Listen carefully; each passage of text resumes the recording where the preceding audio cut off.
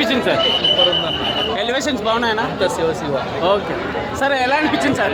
Ultimate అమ్మ ఎలా అనిపించింది అమ్మ? Super bumper bumper bumper.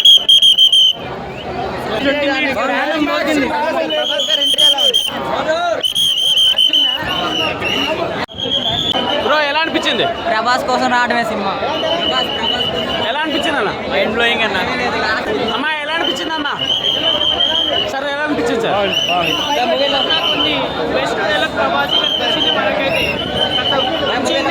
Madam ఎలా అనిపించింది మేడం? మేడం ఎలా అనిపించింది? ఎలా అనిపించింది సార్?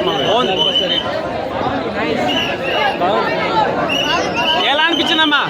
నైస్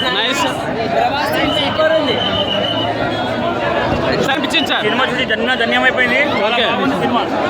దేవుని సినిమా చాలా బాగుంది. ఇలాంటి సినిమాలు రావాలి మనకు. ఎలా అనిపించింది సార్? చాలా బాగుంది. మొత్తం సినిమా అంతా బాగుంది. Second half highlight Kannappa. Madam ఎలా అనిపించింది మేడం? ఫస్ట్ హాఫ్ అయితే క్యారెక్టర్స్ అందరూ, సెకండ్ హాఫ్ అయితే ప్రభాస్ రాగానే బాహుబలిలో మహేష్మతి అంటే గజగజొరికి చూసిన థియేటర్లు అన్ని దద్దరిల్లిపోయినాయి అన్న. అసలు ప్రభాస్ని చూస్తే మాత్రం 2 కళ్ళు సరిపోలేదన్న. విష్ణుని మాత్రం ఇంకో 10 సంవత్సరాల దాకా సినిమా దిగపోయినా ఏం కాదన్న. 500 కోట్లు మాత్రం పక్కా ఈ సినిమా కొట్టింది. మామూలు యాక్టర్లు సినిమా తీస్తే 5 కోట్లు, దీనికి 500 కోట్లు అంటే సినిమా అంత సినిమాలు తీయాల్సిన అవసరం లేదు.